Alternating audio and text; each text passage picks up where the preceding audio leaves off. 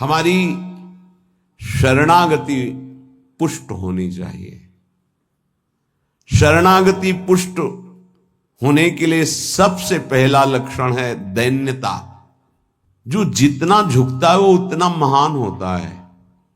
झुकने वाला ऐसा नहीं कि जिसके प्रति झुक रहा है वो महान है, ऐसा नहीं। जो झुक रहा है वो महान है, दैन्यता। दूसरा है निष्कपटता। हमारे प्रभु की शरणागति की पुष्टता के लिए, शरणागति के तो अलग भाव वर्णन, हमारी शरणागति पुष्ट रहे, नष्ट ना हो। भगवत शरणागति पुष्ट तो भगवत प्रेम निश्चित प्रकाशित होता है। उपासक को देखना चाहिए कि दैन्यता है कि अभिमान है हृदय में। दैन्यता का स्वरूप है किसी भी तरह से हमें गाली दी जाए, अपमान किया जाए, निंदा किया जाए, तिरस्कार किया जाए तो मुझे ऐसा ही लगे कि मैं ऐसा ही हूं, इसी का पात्र हूं। उसे दैन्यता कहते हैं। वाणी से हम माइक से बोलेंगे कि हम अधम हैं, बड़े नीच हैं, बड़े ऐसे हैं, ये भी दैन्यता की भाषा है। और हाथ जोड़कर प्रणाम मुद्रा में रहेंगे, ये भी दैन्यता की मुद्रा है। लेकिन यहां हृदय की दैन्यता को कह रहे हैं कि जब कोई दूसरा कहे तू नीच है, अधम है, पाखंडी है, दंभ करता है, भक्ति नहीं है, और अपने को सीधी बात ये लगे कि सही बात है, मैं ऐसा ही हूं, इसे दैन्यता कहते हैं। शरणागति हमारी जो विक्षिप्त हो जाती है, जो दोषयुक्त हो जाती है, जो पूर्ण नहीं हो पाती शरणागति, उसका कारण देहाभिमान, उसका कारण गुणाभिमान, साधनाभिमान, इनमें से कोई न कोई अभिमान होता है। इसलिए कह रहे सबसे पहला लक्षण बाबा की विचार में दैन्यता, और ये बहुत प्रिय है दैन्यता भगवान को। दूसरी है निष्कपटता। कपट नहीं रखना चाहिए। हरि और गुरुदेव, हरि गुरु चरण सेवा अनुसरहु, अर्चन बंदन संतत करहु, दास संतन कर सुख लाओ। हृदय में कम से कम एक जगह तो निष्कपटता आ ही जाए गुरुदेव भगवान से। पर ये बहुत छलिया मन है, ये सर्वज्ञ प्रभु से भी छल करना चाहता है, बहुत छलिया है। अगर हमारी शरणागति का अपहरण कोई करता है तो अभिमान और कपट। दूसरा जब निष्कपटता है तो कपट अगर है तो हमारी शरणागति ढक जाएगी। मोहि कपट छल छिद्र न भावा, मेरे प्रभु कह रहे हैं। यही दरबार दीन को आदर, पक्की बात। पहला है दैन्यता, दूसरा है निष्कपटता। शरणागत उपासक के हृदय में कपट नहीं। कपट का मतलब होता है कि मुख से कुछ और बोल रहे हैं और हृदय में कुछ और है। ये कपट प्रायः अपने लोग बहुत अच्छी तरह हृदय में सजा के रखते हैं, इसीलिए शरणागति पुष्ट नहीं होती। निष्कपटता, जैसे का वैसा, बिल्कुल गुरु के सामने, प्रभु के सामने, उसमें। तीसरा सत्यता। वाणी में सत्य, हृदय में सत्य, आचरण में सत्य, सत्य धर्मयुक्त। असत्य संपूर्ण संसार के भोग और संबंध है। किसी भी संबंध और भोग में प्रियता है तो शरणागति का अपहरण हो जाएगा। सत्य श्री भगवान, नाम, धाम, लीला, रूप, प्रेमी जन। इसके अलावा सब मिथ्या। जितना कुछ देख रहे हो परिणाम देखा जाता है, परिणाम में सब झूठा। चौथा सर्व समर्पण। सर्व शब्द लगा हुआ है, तन मन प्राण एक एक वृत्ति केवल अपने शरण की तरफ। यहां सर्व समर्पण नहीं होता, समर्पण होता है पर सर्व समर्पण नहीं होता। सर्व समर्पण कुछ हमारी पर्सनल वृत्तियां हैं, कुछ हमारी शर्तें हैं, कुछ हमारा है, तो सर्व समर्पण नहीं। सर्व समर्पण दशरथ जी महाराज के श्रीमुख के वचन, नाथ सकल संपदा तुम्हारी, मैं सेवक समेत सुत नारी, सर्वस्व आपका प्रभु। जहां कहीं शरणागति पुष्ट पाई गई तो सर्व समर्पण वाले की, वो चाहे राजा ही क्यों न हो, महाराज शिवाजी, वीर शिवाजी, समर्थ गुरु रामदास जी, सर्व समर्पण, पीपा जी सर्व समर्पण। कैसा शरणागति पुष्टता का ये लक्षण, सर्व समर्पण। पीपा जी महाराज राजभाव में अपने सब राजवैभव के साथ गुरुदेव श्री रामानंदाचार्य जी के, तो वहां तो पार्षद खड़े रहते थे, सहज में ऐसे थोड़ी मिल सकते हैं आप जाके। प्रार्थना की, कह दो कि महाराज पीपा जी आए हैं और स्वामी जी के चरणों के दर्शन करना चाहते हैं, जाके सूचना दी, वह जाके कह दो कि हाँ राजा महाराजाओं की कोई आवश्यकता नहीं। स्वामी जी साक्षात भगवान का स्वरूप रामानंदाचार्य जी आए और उनका महाराज का आदेश है कि हाँ किसी राजा महाराजा की जरूरत नहीं। तो उनको लगा मेरे से कोई गलती हो गई। अच्छा, समस्त राज सैनिकों को, राज पोशाक को, सब, और एक साधारण को कहा कह दीजिए कि नीच पीपा दर्शन करना चाहता है श्री चरणों के। अधम पीपा स्वामी जी से कहा, स्वामी जी ने कहा कह दो यहां खड़े खड़े क्या करता है, वो समीप में कुआं है वहां गिर जाए। आए और कहा आदेश है स्वामी जी का, को समीप में कुआं है वहां आप जाकर के गिर जाइए कुएं में। जो आज्ञा। स्वामी जी बिल्कुल नजदीक पहुंच रहे कुएं के।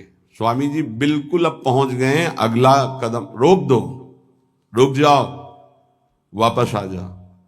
स्वामी जी निकल के आए, दर्शन दिया, जाओ हम स्वयं आएंगे तुम्हारे नगर में, फिर तुम्हें मंत्र और विरक्तता सब प्रदान कर। महापुरुष बना दिया।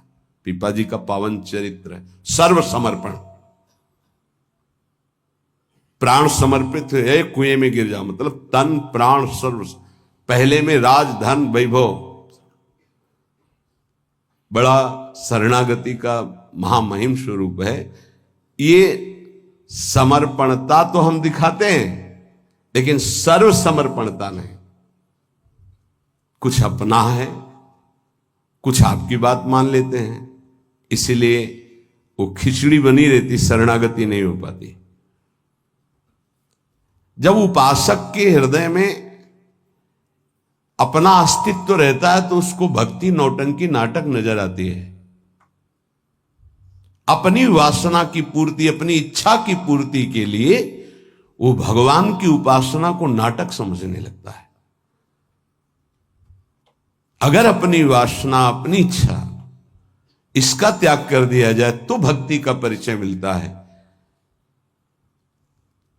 प्रायः बड़े बड़े महाभागवतों के घर वाले ही, परिवार वाले ही उनको नहीं समझ पाए और उनका तिरस्कार करें। इस बात के लिए वो जैसा चाहते हैं वैसा आप चलिए, उनको जितना पसंद है आप कीजिए। जैसे कुछ भक्तों को कि हमको पूरी रज लगाना पसंद नहीं, बस हल्का सा तिलक लगा लीजिए, क्योंकि आपने गुरुमंत्र लिया इसलिए तिलक लगा लीजिए। ये जरूरी है पूरा मुंह में थोपना, क्योंकि तुम्हारी दृष्टि नहीं है ना, तुम रज पसंद नहीं करते, गाल गोरे पसंद करते हो। ये पसंद कर, ये चमड़ी कब तक रहेगी, नष्ट हो जाएगी, न तुम्हारी रहेगी ना जिसकी देख रहे हो उसकी रहेगी। पतन हो जाएगा। जिन जिन भक्तों का विरोध किया उनका पतन हो गया। ये सर्व समर्पणता भक्ति में जब साधक चलेगा तो अपने आप आ जाएगा, उसको किसी की कोई परवाह नहीं रहती। अपनी भक्ति में कहीं वो आंच नहीं आने देगा। जीवन की बाजी लगा दी है, अनंत जन्मों से बिगड़ी बात को बनाने चले हैं। तो हम ये देखते हैं कि देवता परिवार वालों की बुद्धि में बैठ करके उसको शरणागति से भ्रष्ट करना चाहते हैं। बस जैसा हम कहें वैसा तुम्हें चलना है।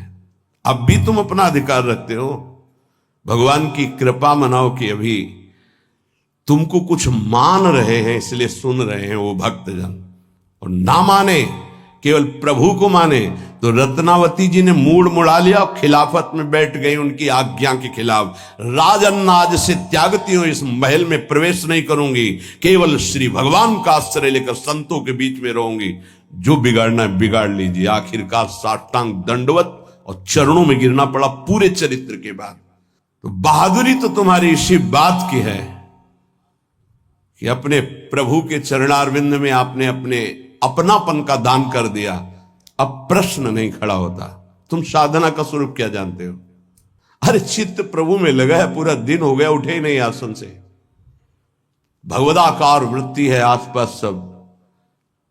बड़े सिद्ध महापुरुष की बात कह रहे हैं, पूज्य श्री श्रीधर बाबा। इतनी रज होगी पूरे सिंहासन में, इतनी ऊंचाई से, क्योंकि परिक्रमा नजदीक काली दे के। अब उनको शरीर की शुद्ध नहीं तो कब वो रज पूछे। मच्छरदानी लगी थी, मच्छर क्या पूरा हाथ चला जाए, और 10-5 छिपकली उस मच्छरदानी में चिपकी रहती थी। बस ऐसे घुस गए अंदर, बस पूरा कमरा कहीं जाला, कहीं ये कहीं वो। जब बाबा इसे साफ, अरे नहीं भाई चलो तुम बाहर ऐसे रहने। जहां उनकी स्थिति है, कभी कभी ऐसी स्थिति देखी है कि जो वाणी से नहीं बोल सकते, ऐसी अनिर्वचनीय स्थिति। आंखों से अश्रुधारा, शरीर कांप रहा सैया पे, छूने की हिम्मत नहीं, चरण चापने गए, होश ही नहीं बाबा को, ओठ फड़फड़ा रहे, कैसी भगवदाकार एकदम स्थिति। जब उपासक चित्त प्रभु से जुड़ेगा तो ये सब अच्छा नहीं लगता। बढ़िया संगमरमर, बढ़िया सैया, बढ़िया नहीं खान पान ते भावे है, नहीं कोमल वसन सुहावे है, सब विषय लगे ते खारा है, हरि आशिक का मग न्यारा है। क्या चल रहा है? ये दिमाग क्या कह रहा है? हर भाव हमारा केवल लौकिकता से जुड़ता है। भजन को क्या जाना है? लौकिकता सिद्धांत को भजन माना जाता है। इसीलिए यहां शरणागति की ये अलग कोटि से वर्णन कर रहे हैं बाबा। नहीं, नवधा भक्ति का जो वर्णन होता है ना, उसमें श्रवणम कीर्तनम स्मरणम, शरणागति को बचाने की बात, पुष्ट करने की बात, पूर्णता की बात। 5वां सर्वाधारता। कोई भी हो, सबका आधार भक्त बन जाता है, घोर विषयी को भी रास्ता दे देता है। चलो ऐसे चलो भगवान के मार्ग। सच्ची कहते हैं, कोई अगर भक्तों के हृदय को जान जाए तो लूट ले, माला माल हो जाए, पर वो भगवान ऐसी सीमा रखते हैं कि तुम जान ही नहीं सकते हो। जैसे कोई फिसल के गिर गया है तो आप खड़े होके नहीं उठा सकते हो, फिसल के गिरने वाले की गिरने की स्थिति में पहुंचना पड़ा। वैसे ही झुक के, वैसे ही गिर के, फिर उसे उठा करके फिर खड़ा किया गया। जितनी स्थिति में वो गिरा हुआ उसी स्थिति में पहुंचकर उठा। उसको क्या जरूरत है झुकने की? जिसने अपने जीवन में कभी भोगों को, विषयों को, संसार को, गृहस्थ को स्वीकार ही नहीं किया, वो तुम्हारे बीच में घुसकर तुम्हें पकड़कर जहां तुम हो वैसी स्थिति से उठाकर ऊपर खड़ा कर रहा है। अगर तुम सही उपासक होते तो दृष्टि मात्र से तुम्हारा उद्धार हो जाता, लेकिन तुम उस बात को नहीं समझते हो। इसलिए ये सब व्यवहार अपनी स्थिति से उतरकर और झुककर तुम्हारे समान बनकर तुमको उठाया जाता है। सर्वाधारता उस नहीं समझ पाओगे, नहीं समझ पाओगे। काम से, स्नेह से, भय से, क्रोध से, द्वेष से, किसी भी तरह से वो जुड़ जाए केवल तुम्हारी वृत्ति उनसे, वो संभाल करके उठा करके सच्चिदानंद में जोड़ देंगे। चाहे भगवान से जुड़े या भगवत प्राप्त महात्मा से, भगवत प्रेमी से जुड़े, वहीं पहुंचा देंगे। नंग धड़ंग शराब पिए हुए गंगा जी में खड़े हैं, उपद्रव कर रहे हैं। नारद जी महाराज के सामने अभद्र स्वरूप में खड़े। ये पशुता तुम्हारे अंदर केवल धन वैभव के अभिमान से आई है। तुम कुबेर के पुत्र हो, ये हालत तुम्हारी। जाओ, मैं तुम्हें शाप देता हूं, तुम वृक्ष योनि को प्राप्त हो जाओ। लगा ना कि महात्मा बहुत कड़ुआ स्वभाव प्रकट कर दे, बहुत करुणा कर दे। हालत क्या थी, पहुंचा कहां दिया। वृक्ष तो बनो पर नंदालय के, जाओ तुम्हें सच्चिदानंद भगवान का दर्शन, संभाषण और स्पर्श प्राप्त हो, जो बड़ी बड़ी साधनाओं से नहीं प्राप्त होता। और नारद जी ने शाप दे के प्राप्त करा दिया। दामोदर गोविंद भगवान के उदर में बंधा हुआ उखल है, घसीटते हुए वहां जाते हैं, यमलार्जुन के बीच में फंसा देते हैं, मारते हैं अखिल शक्तियों के स्वामी। जरा सा झटका, उखड़ कर दोनों वृक्ष गिर जाते हैं। उनसे दिव्य रूप धारण करके यही प्रकट होते हैं जो यमलार्जुन बने हुए थे। नलकुबर मणिग्रीव शायद ऐसा नाम है। भगवान का दर्शन, संभाषण, स्पर्श, साप दे दिया तो ये प्राप्त हुआ। विचार करके देखो, समझ में नहीं आता। जीव को समझ में नहीं आता कि हमारे ऊपर कितनी कृपा है। सर्वाधारता इस शरणागति की पुष्टता का लक्षण है। वो सबका आधार बन जाता है। जैसे हमारी सबकी आधार भूमि है, ऐसे वो भक्त बन जाता है। रखो मेरे ऊपर पैर, निकल जाओ भगवान की गोद में जाओ। वो इस उदारता को, इस कृपा को इस साधारण जन नहीं जानते, अवहेलना करते हैं। एक एक वृत्ति तुम्हारी संभालने के लिए हमारी श्री जी की भक्ति तैयार है। एक एक वृत्ति को तुम्हें रोना नहीं आया कि हमारे ऊपर कितनी कृपा है। बहुत कृपालु शरणागत जन होते श्री जी के। जैसे श्री जी का स्वभाव तो वही अंश में उतरता है उनके जनों में। सर्वाधारता, सबके लिए आधार भूमि बनने के लिए तैयार है। छठवां, पूर्ण विश्वास अपने इष्ट पर। जैसे राम काज के लिए लंका में प्रवेश कर रहे हैं हनुमान जी महाराज। घोर निशाचरी स्थिति है लंका में। अब एक महाभागवत तो बहुत, जो भी प्रवेश कर रहे हैं तो पहले श्री राम जी का स्मरण करके अपने हृदय में भगवान को देखकर हृदय में स्मृति बसा के प्रवेश करते हैं। क्या भाव? प्रविश नगर की जय सब काजा, हृदय राख कौशलपुर। जब किसी भी साधक या किसी से भी भगवान का निज जन उसे उठाने के तो पहले प्रभु जा रहे हैं, बहुत फिसलन है नाथ, पकड़े रहना। जैसे कोई डूब रहा है उसको निकालने जा रहा है, प्रयास करेगा, लेकिन वो जो डूब रहा है वो प्रयास करेगा उसको डुबोने का, क्योंकि वो सांस लेना चाहता है। ऐसे ही जो काम में डूब रहा है, क्रोध में डूब रहा है, मोह में डूब रहा है, नाना प्रकार के भोगों में डूब रहा है, उसको निकालने के लिए जाओगे, वो पहले तुम्हें उसमें डुबोने की कोशिश करेगा। तुम्हारे अंदर काम, तुम्हारे अंदर क्रोध, तुम्हारे अंदर लोभ, क्योंकि उसी वृत्ति से वो अपना भाव स्वीकार करेगा। तब श्री जी से पहले बात होती, श्री जी, हे प्रभु, हे प्रियाजू, बहुत फिसलन की जगह में आपकी सेवा कार्य होने जा रहा है। उस जीव को पकड़कर उसकी वृत्ति को आप तक, स्वामिनी आप पकड़े रहना। आप ऐसे पकड़ो, हम ऐसे पकड़ते हैं, तब हो सकता। अगर आपने छोड़ दिया तो बहुत फिसलन में है, गिरने की संभावना है। पूर्ण विश्वास, दृढ़, मेरी स्वामिनी इसका मंगल करके रहेंगी। सातवां, सर्वाराध्यता। ऐसा भाषण, ऐसी चेष्टा, ऐसा व्यवहार कि वो सबके द्वारा पूजनीय बन जाए। इस शरणागति का सातवां लक्षण, सर्वाराध्यता। उपासक का ऐसा स्वभाव, ऐसा व्यवहार मृदुता कि सब उसकी आज्ञा का पालन करने लगे। ऐसी इस शरणागति की पूर्णता का स्वरूप सर्वाराध्यता। हंस बोले बहुमान दे, सर्वाराध्यता ये उनका गुण होता है। नहीं नहीं कोई बात नहीं, आप ऐसा शांत हो जाइए, आप कोई बात नहीं। बहुत सावधान। शरणागति कोई खिलवाड़ नहीं, और शरणागति हो गई तो सब पूर्ण हो गया। अखिल लोक चूड़ामणि भगवान शरणागत के अधीन हो जाते, अहम भक्त पराधीन हो। आठवां है अनन्यता। अपने इष्ट की, कल एक उपासक की परीक्षा का समय आता है, छमाही सालाना चर्चा हो।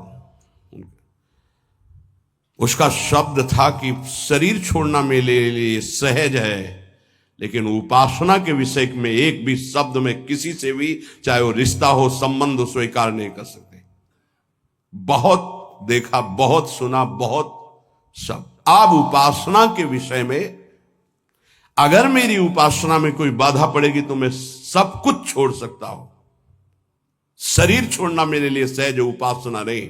उपासना में अगर कोई नहीं, बस इस बात से उस समय तो नहीं कहा जाता बड़ाई कि हाँ शाबाश, नहीं, ठीक है, ठीक है, अच्छे विचार। एकांत में जब मनन होता है तो आशीष निकलता है। हाँ ऐसे ही अपने आराध्य देव की अनन्यता पे फर्क नहीं पड़ना चाहिए, इसी से भगवत प्राप्ति होती है। हे 4 दिन के पति पुत्र परिवार के संबंध हैं, अनंत काल का संबंधी मेरा उससे मिलने का अवसर आया है।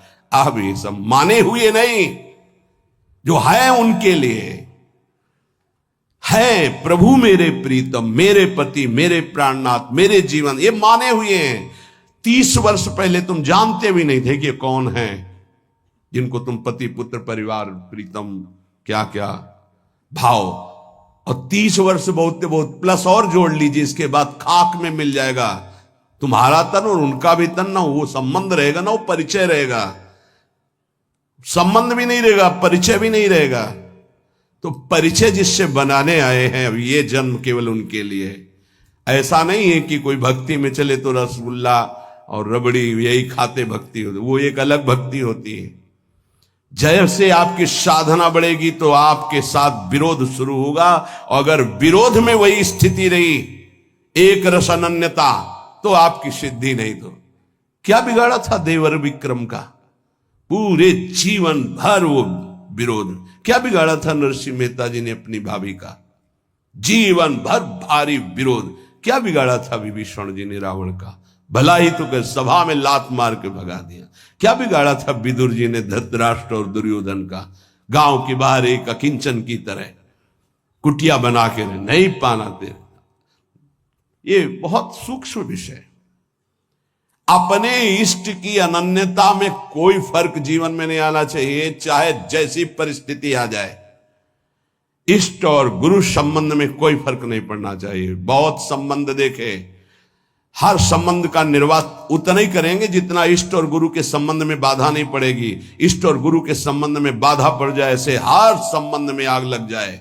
जाके प्रिय न राम वैदेही, तजिए ताहि कोटि वैरिशम जद्यप परम सनेही। अगर अपने को समझता है कि मेरे द्वारा भरण पोषण होता है, जात से तेरा पानी भी नहीं पिएंगे, देखते हैं शरीर चलता है या नहीं। निकल करके हम चौराहे पे बैठ जाते, देखते हैं वो विश्वंभर मुझे रखता है कि नहीं। वो अनंत ब्रह्मांडों का सृजन करने वाला एक क्षण में सब कुछ ठीक कर देगा। क्या चरित्र भक्तों के ऐसे ही मनोरंजन के लिए नहीं पड़े जाते? ये आदर्श है। महाजनों गतेन सा पंथा। रत्नावती जी के लिए मारने के लिए क्या उपाय नहीं किया माधव सिंह ने? मैं राजा हूं, मेरी ये रानी, और ऐसा उद्दंडता, मुड़ मुड़ा के संतों के बीच में बैठना। सीम की चाप सके को तासु, बड़ रखवार रमापति जासु। भक्ति मार्ग में, भगवत मार्ग में यदि कदम रखा है तो अपने मार्ग नहीं छूटना चाहिए, चाहे प्राण छूट जाए। ये आखिरी बाजी है। ये सब छूटेंगे माने हुए पति पत्नी पुत्र परिवार भाई बंधु। इनका कोई अस्तित्व नहीं है, आज नहीं तो कल ये छूटेंगे ही, लेकिन जिनके लिए जन्म जन्मांतर से भटक रहे उन प्रभु को नहीं।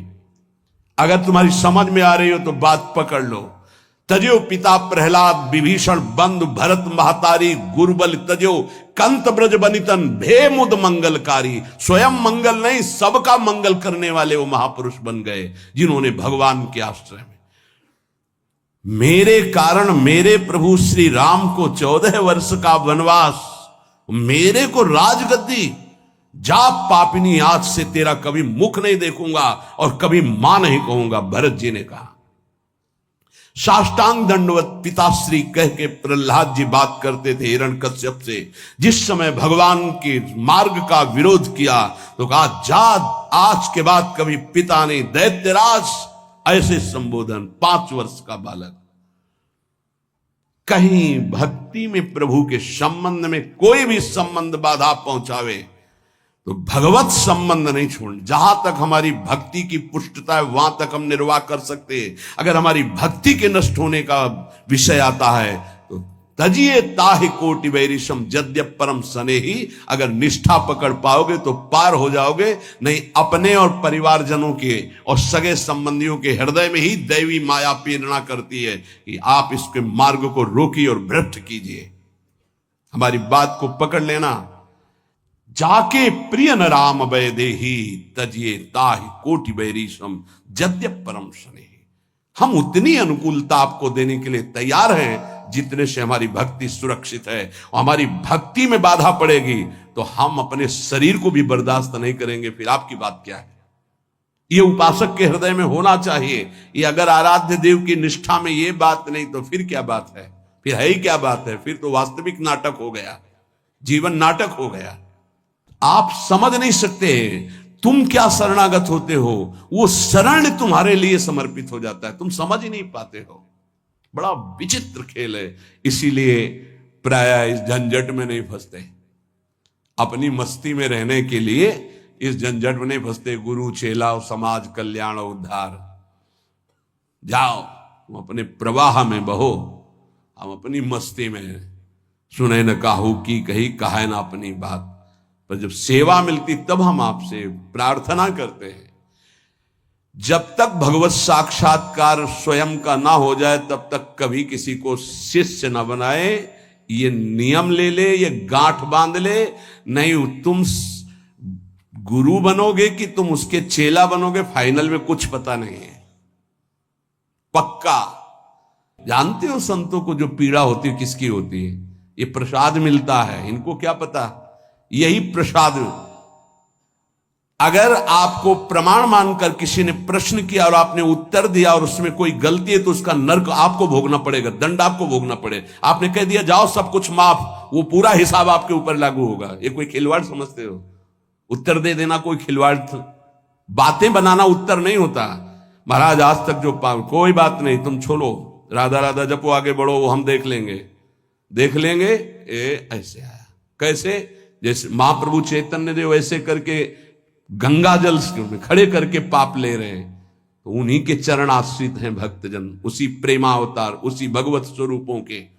आप क्या जानते हो इस राज से? जो आज तुम चैन से मुस्कुराकर बात करते हो तो तुम्हारे जीवन में कुछ ट्रांसफर हुआ है। तुम्हारा उधर और उधर का उधर। अगर जान जाओ तो रोते रहोगे कि हम पर कितनी कर, फिर भी हम उनकी अवहेलना करते हैं। सच्ची कहते हैं कि हमारी बड़ी दुर्दशा है हम लोगों की कि हम ऐसे गुरुजनों का, ऐसे कृपालु आराध्य देव की कृपा की अवहेलना करते हैं। वो कृपा पे कृपा करते जा रहे हैं, हम उनकी अवहेलना पे अवहेलना करते चले जा रहे हैं। वो समेट करके आपको इसी जन्म में भगवत प्राप्ति करना, आप फैलाकर अनेक जन्मों के लिए इतिहास रचना चाहते हैं। बड़ा विचित्र खेल, बहुत विचित्र खेल। इसीलिए जो चतुर सुजान होते हैं वो इस गुरु चेला के संबंध में नहीं फंसते। हमारी सामर्थ्य नहीं प्रभु, किसी और को बनाइए, राधा राधा राधा। और भगवान की लीला होती है। ये जो सेवा मिलती तो सामर्थ्य देते हैं, उन्हीं का कृपा प्रसाद। पर हम इतना जरूर कहते हैं, जब तक भगवत साक्षात्कार ना हो जाए तब तक किसी को शिष्य ना बनावे। पक्की बात। शिष्य बनाना कोई मजाक नहीं है। हरे शिष्य धम शोक न हरे सो गुरु घोर नरकमा परे। जैसे किसी की बेटी सयानी हो जाए तो ब्याह के लिए पिता की चिंता बढ़ जाती है, चाहे वो जनक जी जैसे ही क्यों ना ज्ञानी हो। ऐसे ही शिष्य बनाने के बाद पूरा भार गुरु के ऊपर आ जाता है। इसका आचरण पवित्र हो, इसका जीवन श्री जी से मिले, इसका कैसे स्वभाव बदले, ये कैसे निष्काम बने। आपने जो संबंध बनाया उस संबंध को पूर्ण कर लो, श्री जी से मिल जाओ। ये बड़े बड़े जो महापुरुष दैन्य भाव से आपको प्रार्थना करते हैं कि मैं आपसे प्रार्थना करता हूं भाई, हे सखे, हे मित्र, ये हम समझ नहीं पा रहे। सर्वाधारता, पूर्ण विश्वास, सर्वाराध्यता और 8वां अनन्यता और 9वां निज स्वरूप सामर्थ्य विस्मरण। इस शरणागति, पूर्ण शरणागति, निज स्वरूप सामर्थ्य विस्मरण, ये प्राय प्रेमी जनों में पाई जाती है।